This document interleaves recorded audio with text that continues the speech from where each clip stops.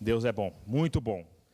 E apesar do mundo aí celebrar o Halloween, a gente também tem uma data para celebrar em agosto, que é a Reforma, que, sem dúvida nenhuma, um dia eu vou cair toda quinta, domingo aqui, um dia ainda... Mas o Haroldo já deu mais ou menos aí uma introduçãozinha, e eu queria que a gente gastasse um tempinho também para lembrar. Claro que a gente não vai poder... esgotar, sem dúvida nenhuma, aí tudo que aconteceu na Reforma, todos os homens, todos os nomes, tal. E também aqui não é quinta-feira também que a gente vai dar uma exposição mais organizada, como se fosse uma aula, assim. Aqui não é o intuito, aqui é um momento aí de comunhão, de pregação, de meditação, mas é importante que a gente conheça também um pouquinho aí da nossa história, né? E quem sabe numa quinta-feira ou numa terça a gente pode também dar uma matéria aí de a história da igreja, alguma coisa assim. E se você quiser conversar também, a gente pode marcar um café também e falar sobre isso também. Sobre a história, os grandes homens de Deus que já andaram aqui também. Mas a Reforma teve algo muito importante, né? Como o Haroldo colocou. Primeiro que, quando Lutero, 31 de outubro de 1517, ele foi lá na igreja do Castelo e colocou ali as 95 teses lá em Wittenberg.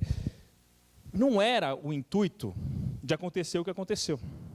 Até porque o lugar que ele colocou ali funcionava como se fosse um boletim, mais ou menos, né? Então, ali tinha vários teólogos, várias pessoas que estudavam a palavra, era um lugar de estudo, e o pessoal colocava ali temas para que fossem debatidos, para que fossem discutidos, e para que fossem realmente chegados a uma conclusão do que estava acontecendo, tal. Então era normal que isso acontecesse, né? A resposta disso é que trouxe realmente ali a Reforma, né? Então eles têm esse dia, né, 31 de outubro de 1517, que é o dia que Lutero fixou ali as 95 teses como marco da Reforma, né? Que é justamente nessa linha ali que o Haroldo colocou, que a grande discussão era a salvação, né? Se a gente colocar ali num contexto histórico, vocês já devem ter escutado falar das indulgências, né? Era um momento que estava muito forte essa questão das indulgências, porque estava sendo construída ali, reformada, terminada ali a Basílica de São Pedro, né? Você já teve a oportunidade de ir até o Vaticano, você deve ter visto. Você já viu fotos também, você já deve ter visto que é um negócio suntuoso, né? Mas, então eles precisavam de valor. Então teve aí uma autorização papal para que se vendesse indulgências, para que se arrecadasse esse valor ali também. As indulgências não nasceram com isso, já tinha também indulgências, mas ali especificamente foi para isso. E as indulgências, você já deve ter escutado falar, que o pessoal fala muitas vezes, vai comprar o perdão, alguma coisa assim, e funciona mais ou menos assim, né? Tem algumas regras, claro que a gente não vai aqui aprofundar com toda ali o que a gente poderia, mas é uma forma realmente que a pessoa fazia uma oferta, né, uma obra, uma contribuição, e ela recebia uma remissão ali, né, do tempo do castigo, do tempo da punição. E se você tivesse um parente também que já estivesse ali no purgatório, então você poderia comprar essa indulgência para que diminuísse o tempo, e eles davam ali um papelzinho assinado ali, tal, tudo direitinho, tal, realmente que para poder. Então serviria justamente com essa função, falando, claro, em linhas gerais. Claro que pode ter gente que a gente pode aprofundar isso aí também. Tem um filme aqui Lutero, se você não viu ainda, é obrigatório. Um dos poucos filmes que eu vi, recentes, muito bem feito, que boa parte ali é verdade. É realmente ali, aquilo que aconteceu. São atores conhecidos, inclusive, assim, que participaram. Eu acho que tem uma só, não sei se está aí ou não, mas tá? Então, quando voltar, já viu? Ainda não? Domingo passado. Então, eu recomendo. Tem uma aqui, mas isso é fácil de achar, tal, que mostra muito isso daí. Então, existia justamente essa questão assim, então, né, e Lutero começou a ver aquela questão, e outras pessoas também, e isso tira a questão da salvação, afasta o arrependimento e, de uma certa forma, ou de uma certa forma não, também marca, anula, macula o sacrifício de Cristo. Né? Porque pelo sangue de Jesus, né, vertido ali na cruz, pelo sacrifício dele, a partir do nosso arrependimento, né, que a gente alcança o perdão. Não é por obras que a gente vai conseguir. Então, se você for ler as teses, justamente ali do Lutero, é muito em relação a isso, as indulgências, né, que é justamente falando dessa questão da salvação. E olha como é um tema atual, né, porque hoje a gente ainda vê muita discussão assim, em relação a isso, apesar de ser muito claro na palavra, né, mas o único caminho é Jesus Cristo. Não tem nada que a gente possa fazer a não ser o arrependimento, o reconhecimento de Jesus como Senhor, que vai trazer perdão para nós. Por mais boas obras que você tenha, por mais alimentos que você traga para a cesta básica, nada disso vai trazer. Né? E a questão foi justamente essa. Né? E olha só que importância que tem isso, né? Porque estava falando da salvação das pessoas, basicamente. Né? Sem arrependimento, não tem salvação. Não tem salvação. Você pode pegar 35 milhões de papéis que falam que você está salvo. Se você não se arrependeu. Então, justamente era essa questão, né, sobre a doutrina realmente da salvação, de como as pessoas iam conseguir o perdão. Ou seja, algo de total importância. E a ideia, provavelmente, se a gente vê lá de Lutero, não era que trouxesse um arrependimento para a igreja. Né? Ele era um monge e tudo, tal, né? Que trouxesse um arrependimento para a igreja voltasse para o caminho. Mas a resposta da igreja foi que ele se retratasse, que ele retirasse tudo aquilo que ele tem. Foi feito várias conversas ali, veio gente de cá, gente de lá para tentar convencer e tal, e chegou uma hora que ele falou, não, a minha consciência, eu não posso ir contra a minha consciência, diz pelo menos, tem até uma frase famosa dele que ele fala isso, e é isso que eu falei e eu vou manter. Né? E aí ele foi excomungado da igreja, foi perseguido, teve uma série de coisas, teve lutas e tudo mais tal. E aí começou esse novo braço ali, né, da igreja, que nasceu ali da igreja reformada, da reforma, e ele fez uma coisa muito assim, né, estranha, né? Ele traduziu a Bíblia também. Olha que coisa esquisita que ele fez. Ele traduziu a Bíblia para o alemão, não foi a primeira tradução, tal, mas foi provavelmente a tradução que alavancou ali de muitos, já tinha alguns textos traduzidos. Por quê? Para que as pessoas pudessem conhecer. Olha que coisa absurda que ele fez. Que coisa assim, que ato de rebeldia que ele teve, né? Ele traduziu. Também foi uma coisa assim, como assim a Bíblia não vai estar em latim, né? Não vai estar nas línguas originais, tal. Então ele trouxe realmente, e até a tradução dele é algo que até hoje, as técnicas que ele utilizou e tudo mais, tal, é muito, muito importante. Então, o intuito da reforma era o quê? A palavra. A palavra. E a reforma só veio porque teve uma ruptura. Porque falou, olha, ou você se retrata, ou você se retrata. Ele não se retratou, então teve uma ala aqui, e aí nasceu a igreja. Que chama de protestante, realmente, porque protestaram contra as indulgências. Né? E da reforma nasceram algumas frases, né? Algumas frases, algumas determinações, são 5, né? E o que eu queria falar hoje com vocês. E tem muito mais que a gente poderia falar da reforma, né? Muito mais. É algo que, assim, eu gosto, é uma matéria que eu gosto bastante, assim, da história. A Fulvio, eu sei que também gosta. Então a gente pode, já está, se quiser me convidar para um cafezinho, ou eu convido vocês também, mas se vocês tiverem o tempo de conversar, né, a gente pode falar mais sobre isso. Mas surgiram algumas frases, né, que realmente colocaram ali, resumiram ali, né, aquilo que os reformadores pensavam. 5 frases, 5 slogans, 5 manifestações, 5 declarações, que o pessoal chama que são as 5 solas, né? Não, evidentemente, solas vem do latim, que significa somente, né, basicamente, e isso é importante a gente ter em mente, porque tem coisas na nossa vida que a gente tem que ser, assim,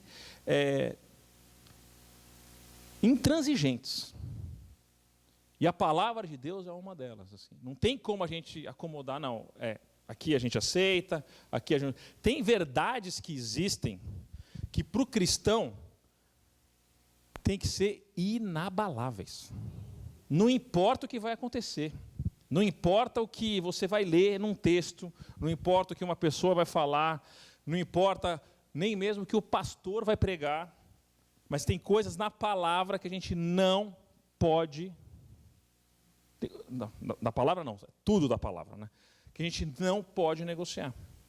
E eles colocaram essas solas, né? Sola Escritura, sola Fide, sola Gratia, solus Christo e soli Deo Glória. Isso está em latim, então somente a Escritura, somente a fé, somente a graça, somente a Cristo e a Deus somente a glória. Então, essas 5 verdades ali que eles colocaram aqui. E a gente vai ver um pouquinho de cada uma delas aqui, né? Até porque a gente poderia fazer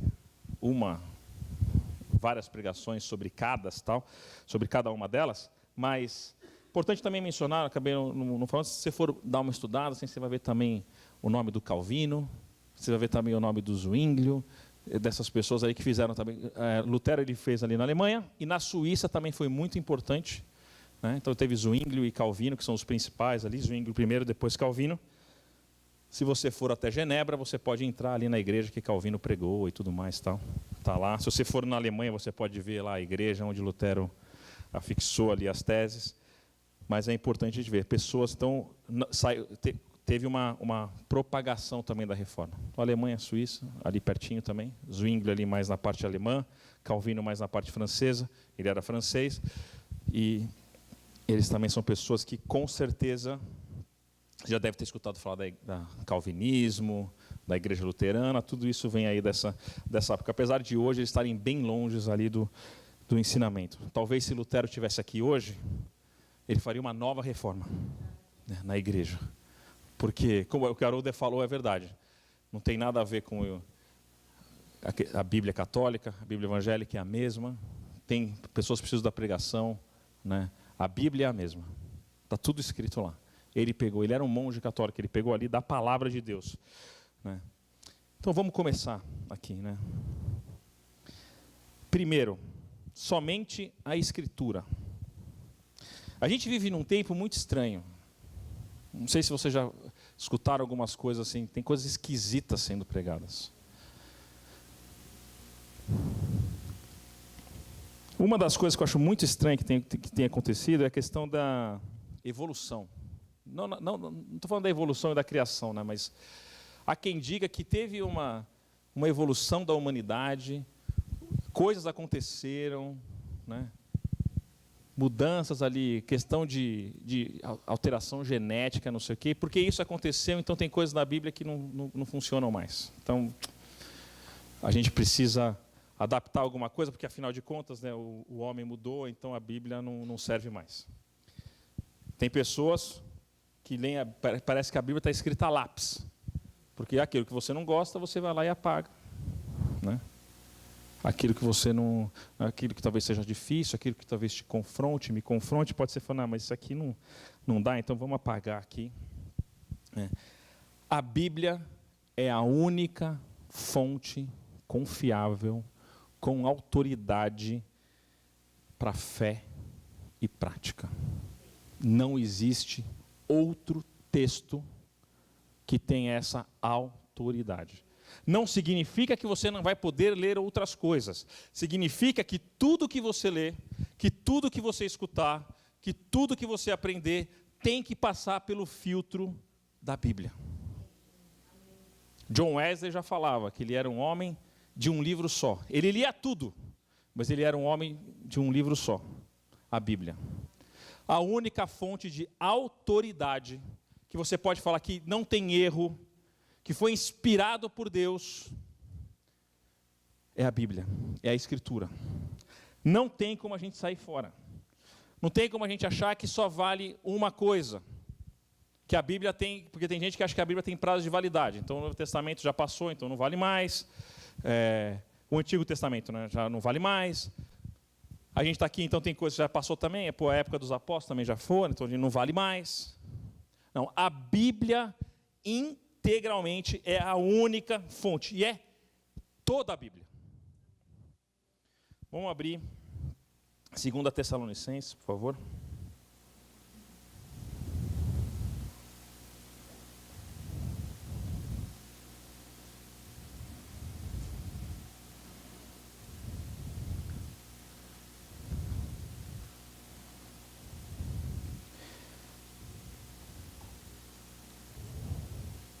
Perdão, 2 Timóteo.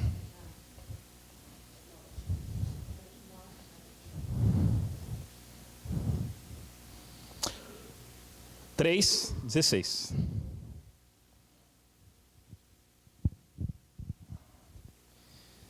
Segunda Timóteo 3,16. Amém?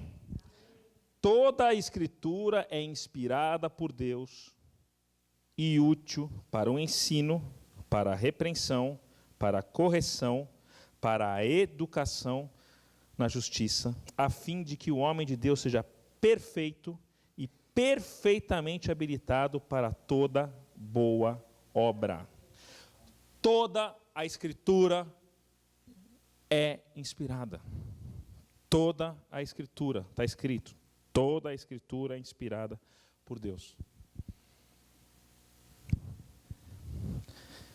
Não importa. Vou pegar um exemplo que a gente vê hoje. Porque existe uma lista em Apocalipse que fala uma coisa, existe uma lista em outro texto que fala... Não importa. A Bíblia não tem prazo de validade. Apocalipse não vale mais do que os outros livros. Toda a Escritura é inspirada por Deus. Toda. Toda. E é aqui que a gente tem que pegar a nossa fonte. Foi aqui que Lutero olhou e falou, não, tem alguma coisa errada, porque a salvação, a gente vai ver isso depois, porque são uma das solas que ele fala, a salvação não é por obras. Como é que eu posso falar para uma pessoa comprar um tempo de remissão de pecado, se a única pessoa que perdoa pecado é Cristo? É Deus. Como é que eu posso vender alguma coisa assim? Porque a palavra não me fala. Se a palavra falasse, olha, você pode comprar indulgências. Se você der 5, você vai ter 10 anos a menos de punição. Ok, estaria escrito.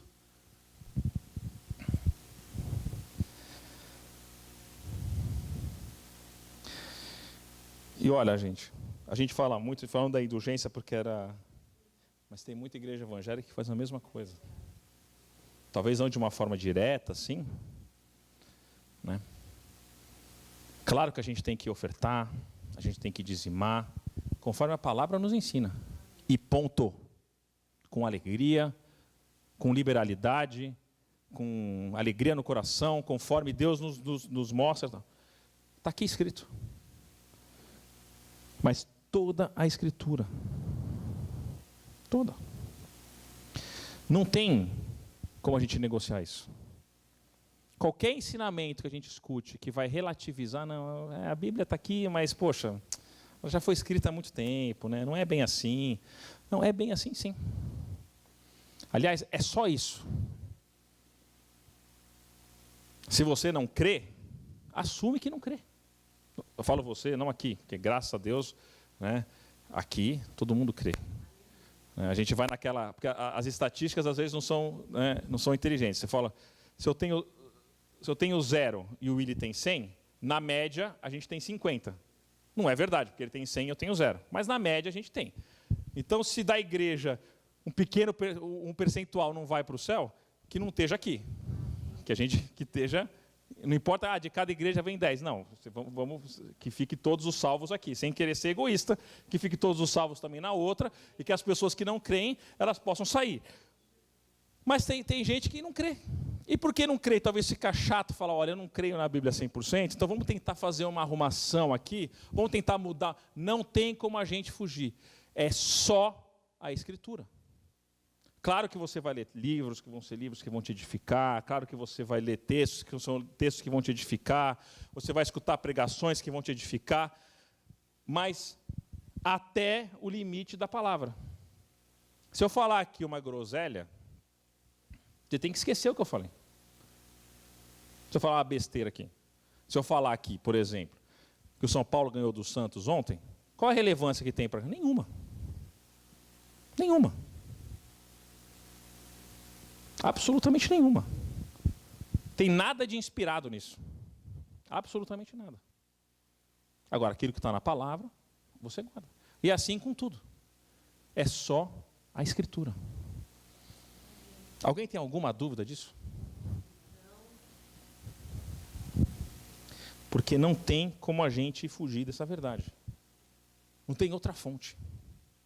Não tem outra fonte de conhecimento de Deus, não tem outra fonte da nossa fé, é a Escritura. A gente vai ver que tudo aquilo que emergiu ali da reforma, não tem nada de absurdo. É coisas talvez que a gente já tenha escutado falar várias vezes. Somente a fé e somente a graça, eles andam muito juntos. Então a gente vai falar mais ou menos as duas ao mesmo tempo. Mas a fé, essa declaração que eles fazem, tem a ver também com a salvação. A salvação vem pela fé. Vem pela graça. É dom de Deus. Não são as nossas obras que vão nos salvar. Nós temos que ter fé. As obras serão consequências da nossa fé. Porque é impossível que nós tenhamos fé e não tenhamos obra. Porque se nós cremos em Deus e nós seguimos a palavra de Deus, então no mínimo a gente ama o próximo, certo? Se a gente ama o próximo, a gente vai fazer o bem para o próximo. E aí vão nascer obras. Cesta básica, orar junto, chorar junto. Então, naturalmente, isso vai acontecer. Então, a fé, não tem outro caminho, é só a fé. A gente não pode contar com as nossas obras para a nossa salvação. Até porque Isaías fala que as nossas melhores obras são trapos de imundícia. A salvação é pela fé. E aí a gente vê Lutero ali, mas peraí, se a salvação é pela fé, como é que eu estou comprando então? Eu não preciso crer, eu não preciso arrepender, eu não preciso fazer isso. Está fora da palavra. Você pode ver ali, às vezes o pessoal coloca as solas em diferente ordem, mas começando pela Escritura, justamente porque tudo vai vir de lá, né? Só a fé. Efésios, capítulo 2.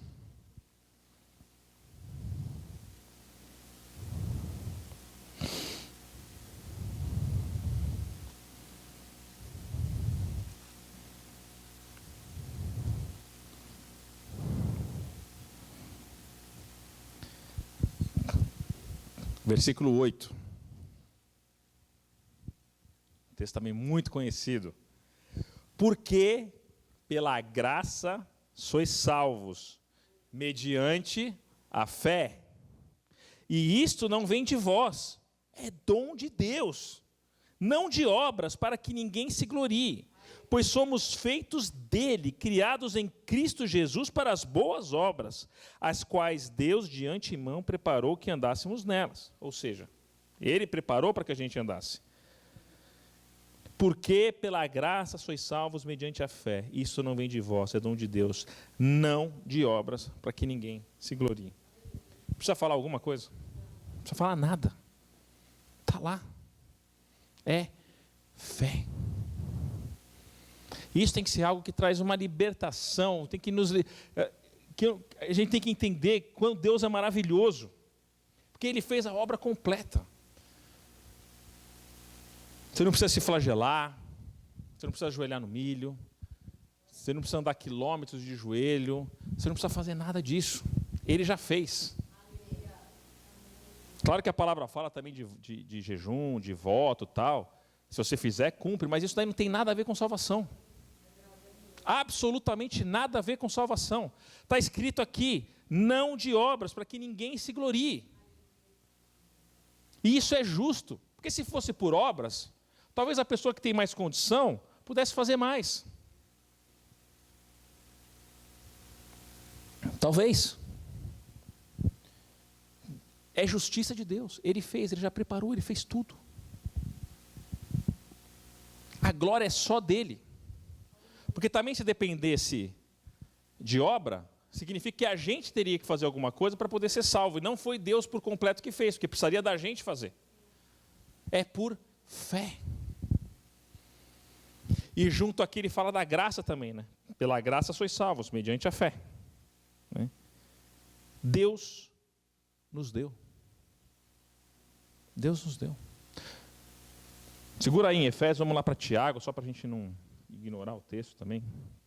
Tiago, capítulo 2.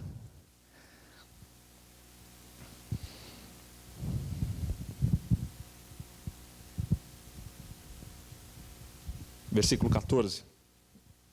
Texto conhecido que fala também de fé e obra, só para a gente entender aqui.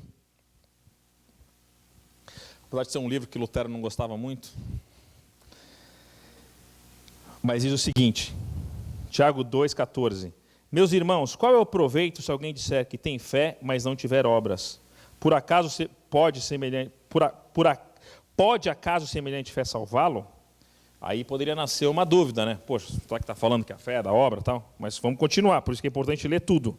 Se um irmão ou irmã estiverem carecidos de roupa e necessitados do alimento cotidiano, e qualquer dentre vós disser, ide em paz, aquecei-vos e fartai-vos, sem contudo lhes dar o necessário para o corpo, qual é o proveito disso?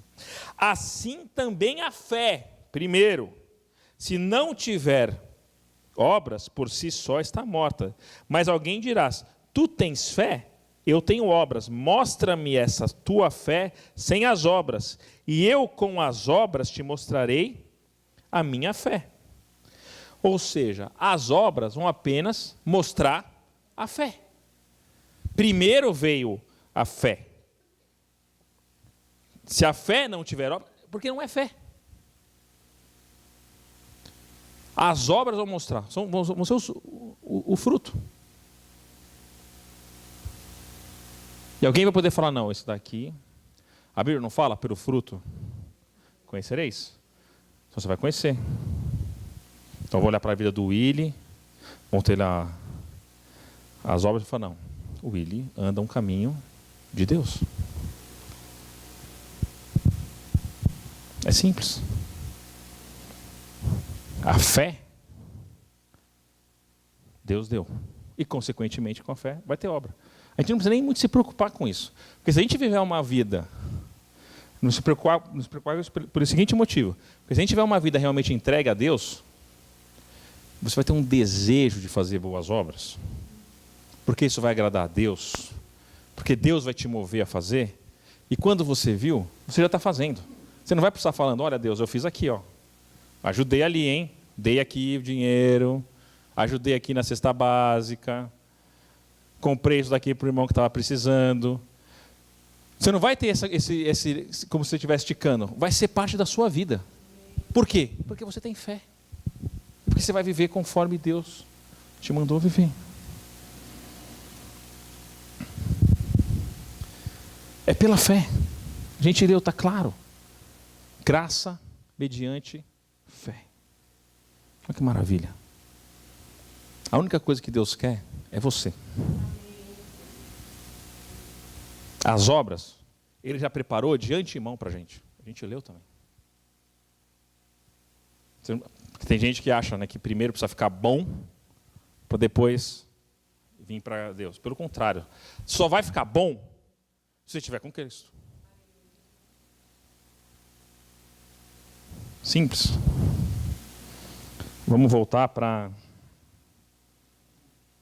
Romanos 3.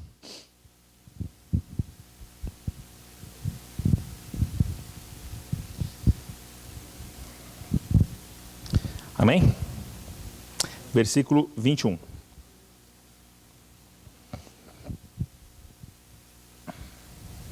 Mas agora, sem lei, se manifestou a justiça de Deus, testemunhada pela lei e pelos profetas.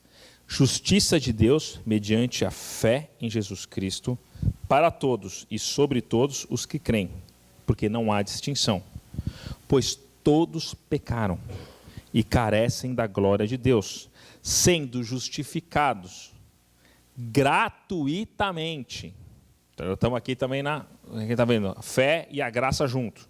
Sendo justificados gratuitamente por sua graça, mediante a redenção que há em Cristo Jesus, a quem Deus propôs no seu sangue como propiciação mediante a fé, para manifestar a sua justiça, por ter Deus, na sua tolerância, deixado impunes os pecados anteriormente cometidos, tendo em vista a manifestação da sua justiça no tempo presente, para ele mesmo ser justo e o justificador daquele que tem fé em Jesus. Onde, pois, a jactância foi de tudo excluída? Por que lei das obras? Não, pelo contrário, pela lei da fé. Concluímos, pois, que o homem é justificado pela fé, independentemente das obras da lei. É porventura Deus somente dos judeus? Não. É Deus somente dos judeus? Não é também dos gentios? Sim, também dos gentios, visto que Deus é um só, o qual justificará por fé o circunciso e mediante a fé o incircunciso. Anulamos, pois, a lei pela fé? Não, de maneira nenhuma. Antes confirmamos a lei. Aqui a gente vê, é um texto bem profundo aqui, né? Então, mas também muito esclarecedor também e autoexplicativo. Mas aqui a gente vê, várias vezes ele fala que é pela fé, gratuitamente, justiça, tudo. E uma coisa que a gente tem que entender é que todos pecaram, todos precisam. E isso, de uma certa forma, nos mostra até a graça de Deus, né? Porque precisava da graça de Deus para que nós pudéssemos ter um caminho para o Senhor. Porque todos nós estávamos destituídos. Como diz aqui. Todos pecaram e carecem da glória de Deus. Todos. Rico, pobre, alto, magro. Brasileiro, americano, australiano, japonês. Todos. Filho de cristão, filho de não cristão. O que for. Todos pecaram. E é pela graça. Deus nos deu de presente. É tão simples que talvez o pessoal complica. Eu posso perguntar para ele, mas Willy, o que eu preciso fazer para Deus me amar? Nada. Não, mas e para ser salvo? Crê. Se arrepende. Não, mas só isso? Só isso. Por quê? Porque Ele te ama. Porque Ele te deu de presente. Porque Ele é um Deus de graça. Ele não precisa que você compre indulgências. Ele não precisa das suas obras. Ele vai usar suas obras. Ele preparou você para boas obras. Mas você já é salvo. Se você se arrependeu e tudo mais, se você já fez toda a cartilha ali, todo o cronograma. Ele deu de presente. De presente. De presente. Está filmando aí, se pegar agora ainda aparece ainda. De presente. Olha que maravilha. Né? Tem alguma coisa que a gente pode falar? É graça. Não tem como a gente inventar nada. Salvação, Deus deu. Tem gente que não quer. Tudo bem.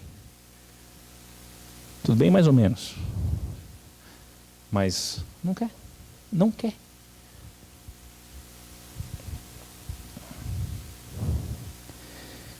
E às vezes é difícil, né? A gente traz um peso muitas vezes na nossa vida, né, de culpa, né, de coisas que talvez a gente tenha feito. A gente tem que lembrar que Deus, ele perdoa, Deus é um Deus de graça, e Ele nos amou quando nós ainda éramos pecadores, porque Cristo morreu por nós quando nós ainda éramos pecadores. Então Ele já te amou no seu pior. Antes de você ter pensado em aceitar Jesus, se arrependido, confessado os pecados, reconhecido Ele como Senhor e tudo tal, antes de você ter feito isso, Ele já tinha morrido por você. Já tinha. Então você pode gostar, você pode não gostar, você pode acreditar, você pode não acreditar, mas uma coisa é fato: Deus te ama. Ponto. E Ele já morreu por você.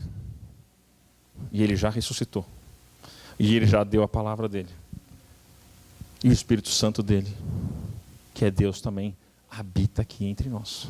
Ele já deu. Porque é graça. Você tem um filho, quando você dá um presente para ele que ele gosta, não é legal? Claro que você não vai dar tudo que ele pede, né? Porque ainda agora, né, se for assim, cada dia o Henrique pede uma coisa nova, né? Mas quando você pega um negócio que você deu um presente, que era na data certa, na hora certa, é gostoso. Você vê ele feliz da vida ali. É uma maravilha. Deus, Ele deu um presente para a gente. Ele deu. Está aí. Não tem coisa mais espetacular que isso. A Fúvia falou, é verdade. Não tem qualquer outra coisa. É claro que a gente reconhece que a gente passa por dificuldades e tudo mais, tal. Mas às vezes é bom também a gente ter uma perspectiva. Né? Ninguém aqui vai ser, tirando as coisas absurdas, evidentemente, né? Mas ninguém vai ser insensível ao problema que alguém está passando. Claro que pode ter gente que está passando um problema pior do que o seu. Óbvio que é isso. Né? Claro que os exemplos que a Fúvia deu, claro que eu não vou. Se você não tem a bolsa de R$5.000 e você está chorando por causa disso, desculpa, eu não vou chorar junto. Não por isso, vou chorar por outro motivo. Mas pode ser que você tenha um problema que talvez não seja tão grave realmente como a vida e a morte. E a gente vai chorar junto, porque continua sendo um problema. É óbvio. Né? Cada um tem uma luta. Ninguém vai fechar os olhos para isso, é evidente. Mas Deus, Ele deu graça.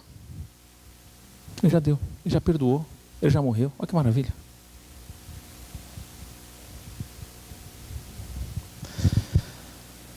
Somente Cristo.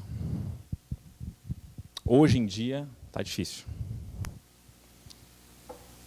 Parece que Jesus é um nome assim que, né, muda tudo. Né? Quando você fala Jesus, né? Mas Ele é o único mediador. A salvação é por Cristo. É o único caminho. Ele disse, eu sou o caminho, a verdade e a vida. Ninguém vem ao Pai senão por mim. Não existe outro caminho.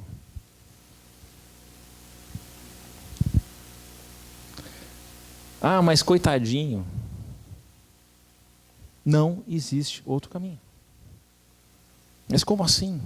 Não tem outro caminho. A Bíblia é clara. É por Cristo. Ele é o único mediador. Não existe outro caminho. O importante na vida não é ser feliz.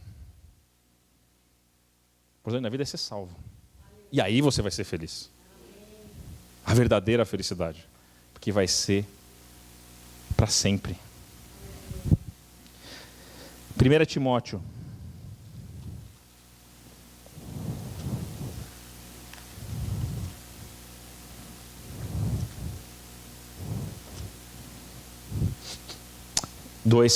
Capítulo 2, versículo 5.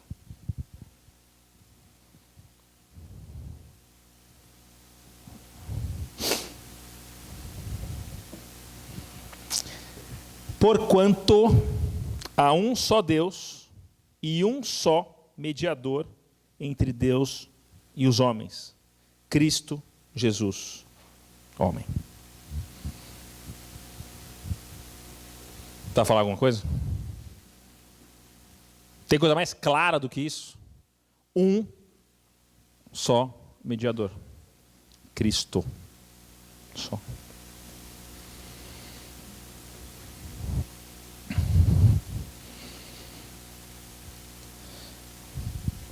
Ele que é o canal. Vamos guardar aqui, vamos lá para Atos.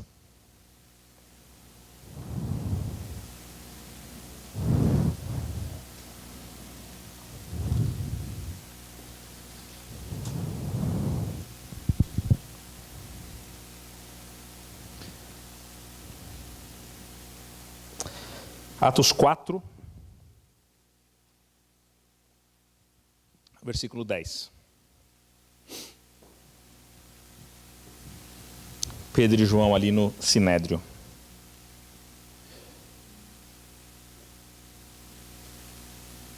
Amém? Tomai conhecimento, vós todos e todo o povo de Israel, de que em nome de Jesus Cristo, o Nazareno, a quem vós crucificastes e a quem Deus ressuscitou dentre os mortos, sim, em seu nome é que está curado perante vós. Este Jesus é a pedra rejeitada por vós, os construtores, a qual se tornou a pedra angular.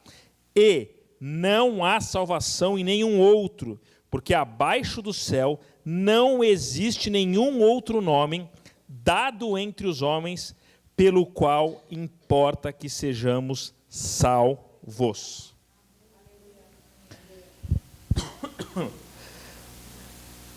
Por mais que se queira inventar caminhos, só tem um. Se tem uma frase verdadeira, é que todos os caminhos levam a Deus. Isso não tem nada mais verdade do que isso.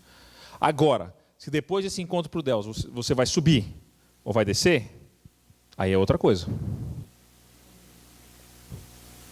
Todos vão chegar perante Deus. A gente vem a poucos, grandes e pequenos. Se você vai para o céu ou vai para o inferno, aí é uma outra coisa. É uma outra coisa. Não é essa a forma que o mundo usa essa palavra, da ideia da salvação. Mas a salvação, não existe nenhum outro nome que não seja o nome de Jesus. Não vai ser, voltando ali na reforma, não vai ser um papelzinho que vai te salvar. Não vai mesmo. Não teria problema nenhum a pessoa fazer uma oferta, vamos supor, a gente vai fazer aqui, ar-condicionado. Você ajuda. As cadeiras que a gente fez um ato profético das cadeiras, comprando, pensando em alguém e tal. Eu sei que vocês não pensam nisso, mas talvez eu seja um portador de uma má notícia para vocês. Você não está salvo por causa da cadeira que você deu. Certo? Você está salvo por causa de Jesus Cristo. Por causa do nome dele. Ofertar, normal. Vai acontecer. Se Deus quiser, que a gente tenha muitas cadeiras, vários cultos. Mas Cristo somente, Ele não é igual aos outros. Porque parece que o pessoal fala, olha, você tem o Deus A, o Deus B, Jesus. Não. Só tem um Deus. Que é triuno. Deus Pai, Deus Filho e Deus Espírito Santo. Não existe a mesma coisa, não é a mesma coisa. Ah, então tem gente que vai aqui, tem gente que vai ali, e tem gente que segue Jesus. E no final está todo mundo bem. Biblicamente falando, não está. E como nós temos certeza que a Bíblia é a única autoridade de Deus, então é só Jesus. Não tem outro caminho. Valeu, Edu. Não tem outro caminho. É só Cristo. É o único caminho. Tem alguma coisa absurda da reforma? Não tem nada de absurdo. É o que era pregado pelos apóstolos, pelos profetas, pelos autores ali da palavra, por tudo, tal, pelos cristãos. Não tem nada. Não tem nenhum ritual, não tem nada que a gente possa fazer que vai substituir a obra de Cristo. Não tem. O único nome que importa que sejamos salvos é Jesus Cristo. Ponto. Acabou. Isso tem coisa que a gente não pode de maneira nenhuma abrir mão. Para concluir, a glória é de Deus. E isso vem realmente, fechar realmente, porque Ele nos deu a palavra dele, que é infalível. A salvação Ele nos deu por graça. A fé é um dom dele. Ele enviou Jesus, meio que se enviando também, porque é Deus. Tudo vem de Deus. E apenas a Ele a gente dá glória. Vamos voltar, vamos Romanos, vamos ler uns textos aqui. Porque às vezes a gente dá glória para outras coisas. E Deus é um Deus zeloso. E acredite ou não, ciumento. Ele não quer que você dê glória para mais ninguém. Só para Ele. Romanos 11.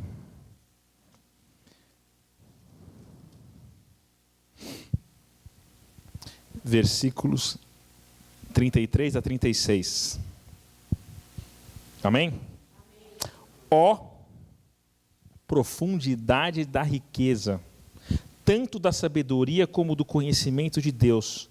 Quão insondáveis são os seus juízos, e quão inescrutáveis os seus caminhos. Quem, pois, conheceu a mente do Senhor? Ou quem foi o seu conselheiro? Ou quem primeiro deu a ele para que lhe venha a ser restituído? Porque dele, e por meio dele, e para ele são todas as coisas. A ele, pois, a glória eternamente. Amém. A ele, pois, a glória. Apocalipse.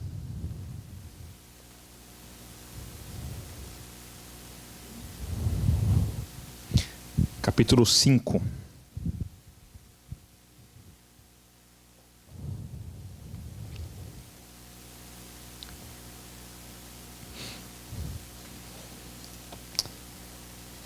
Versículo 11. Diz o seguinte: Vi e ouvi uma voz de muitos anjos ao redor do trono, dos seres viventes e dos anciãos, cujo número era de milhões e milhares de milhares, proclamando em grande voz: digno é o Cordeiro que foi morto de receber o poder, a riqueza, a sabedoria, a força e honra e glória e louvor. Então ouvi que toda criatura que há no céu e sobre a terra, debaixo da terra e sobre o mar, e tudo que neles há, estavam dizendo: aquele que está sentado no trono e ao Cordeiro, seja o louvor e a honra e a glória e o domínio pelos séculos dos séculos. Apocalipse 7, versículo 10. A visão ali dos glorificados, E clamavam em grande voz, dizendo: ao nosso Deus que se assenta no trono e ao Cordeiro pertence a salvação. Todos os anjos estavam de pé, rodeando o trono os anciãos e os 4 seres viventes, e ante o trono se prostraram sobre o seu rosto e adoraram a Deus, dizendo: Amém. O louvor e a glória, e a sabedoria e as ações de graças, e a honra, e o poder e a força sejam ao nosso Deus, pelos séculos dos séculos. Amém. Vamos ler um texto também de Isaías. Isaías 40.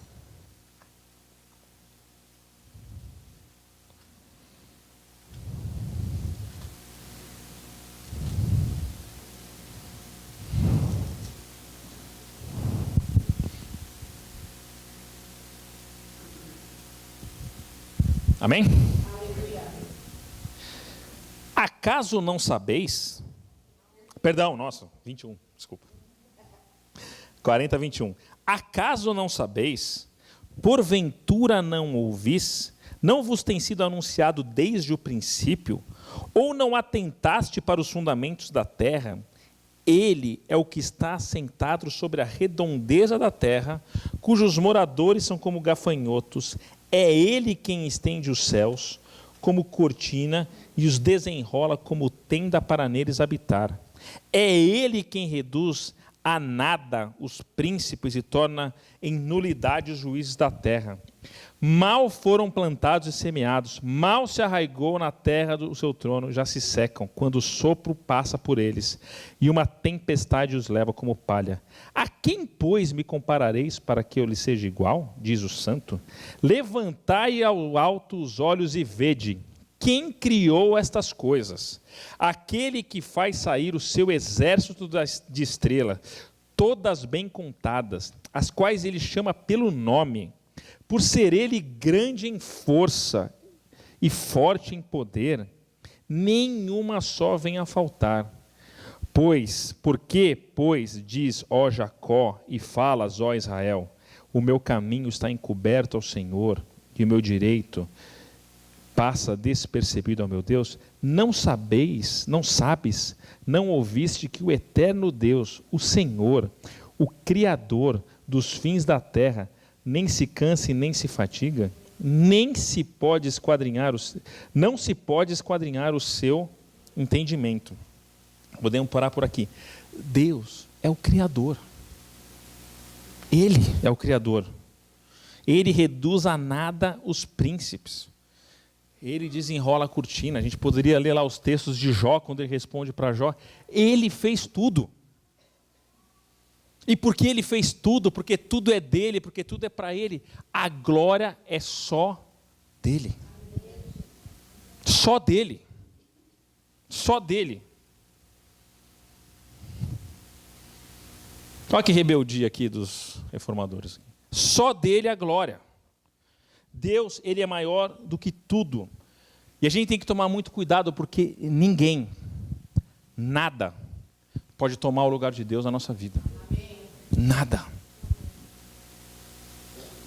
O que Deus vai fazer na sua vida é diferente do que Ele vai fazer na minha vida. Então tem coisas que você vai receber, que eu não vou receber, e vice-versa. Vão ter experiências que você vai ter, que eu não vou ter.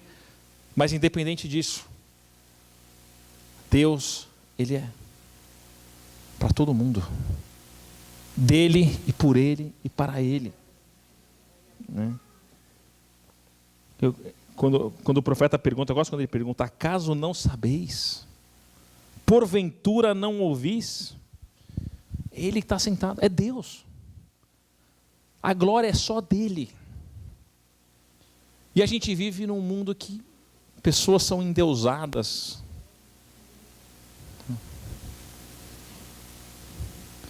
E você é criado numa forma assim de realmente você ter ídolos. Olha, eu posso falar de carteirinha, porque eu já gostei muito de futebol.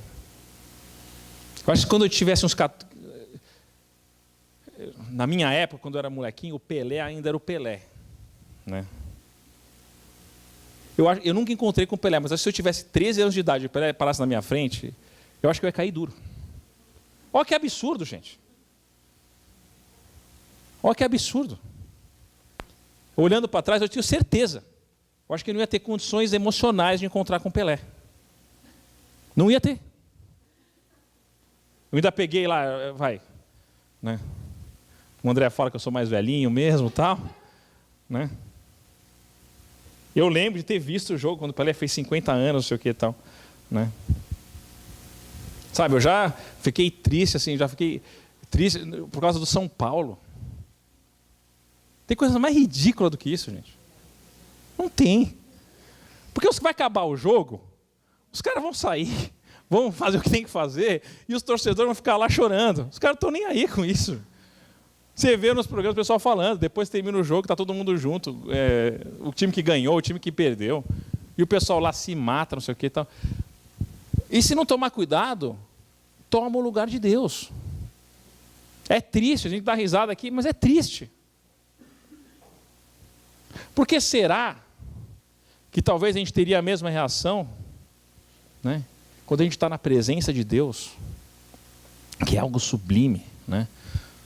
Como Moisés falou no Salmo 90 lá, né, que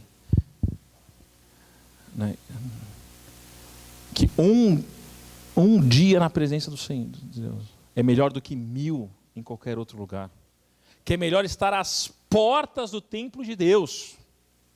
Você não precisa nem estar dentro, você está ali à porta. Por quê? Porque Ele é o Deus Criador. Que a gente caia duro vem do Deus, porque a glória dele é tão grande, Ele vai nos levantar. Não é porque ninguém nunca... Mas ninguém pode tomar o lugar de Deus na nossa vida. A Ele a glória. Tem algum absurdo aqui da reforma? Essas 5 verdades assim? Nada. Era isso. A reforma, basicamente... Claro, você pode falar, mas teve um errinho aqui, teve não sei o quê, teve um monte de coisa na reforma também que a gente pode sentar e conversar. Mas o princípio eram esses. Só a Escritura, só a fé, só a graça, só Cristo e só a glória a Deus. Dá para viver assim? Tem outra coisa melhor? Tem que dar, não tem nada melhor do que isso. Nada melhor do que isso. E talvez a gente precise de uma outra reforma mesmo. Não aqui, hein? Aqui, graças a Deus, vamos buscar o Senhor, vamos realmente... Né? Mas... Acho que a gente está sendo um pouquinho egoísta hoje, né? Mas Deus é mais, gente. A palavra, Ele já fez tudo. O que a gente tem, eu quero sair, e eu termino com isso daí, assim, que 500 anos da Reforma, Martinho Lutero, Calvino, glória a Deus, pelas pessoas que Ele levanta, por tudo que Ele fez, mas muito daquilo que eles falaram ainda continua, tem que ser falado hoje, na igreja de Cristo. E a gente tem que ter uma certeza e uma alegria no nosso coração que Deus já fez tudo o que Ele podia fazer. Não é para ter peso nenhum, pelo contrário, porque Ele nos deu de presente. Claro que a gente tem que viver uma vida reta, a gente tem que viver uma vida santa, a gente tem que buscar o Senhor, mas até mesmo para isso Ele já nos capacita. Basta a gente... Né? A gente ainda vai falar sobre santidade e tal, mas se você estiver andando com Deus, você não precisa nem se preocupar em ser santo, porque você vai ser. Vai levar essa vida em santidade. Deus, Ele deu de presente. A nossa plenitude da vida cristã depende de quanto a gente vai nos dispor para a gente viver essas verdades. Realmente a gente só crê na Escritura. Realmente a gente viver pela fé. A gente reconhecer a graça de Deus. A gente reconhecer Jesus Cristo e tudo o que Ele fez. A gente dá glória a Deus. A gente tem que estar disposto. Deus, a parte dele, Ele já fez. Está aqui, ó. A gente tem essa certeza que não é por nós, não é pela nossa força. É pelo agir do Espírito na nossa vida. Pelo agir de Deus, porque até isso Ele deu também. Porque quando Jesus subiu, Ele falou, mas eu vou deixar aqui o Espírito Consolador. Porque Ele na nossa vida, Ele faz tudo. Ele fez tudo. A gente só precisa nos prostrar.